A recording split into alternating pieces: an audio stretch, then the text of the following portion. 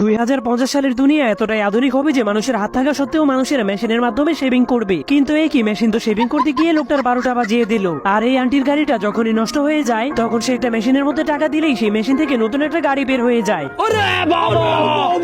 এরপর এই চাচার গাড়ির তেল শেষ হয়ে যাওয়ার কারণে সে একটা ইমার্জেন্সি বাটনকে টান মেরে দেয়। ঠিক তখনই একটা হেলিকপ্টার এসে তাকে তেল ডেলিভারি করে দেয়।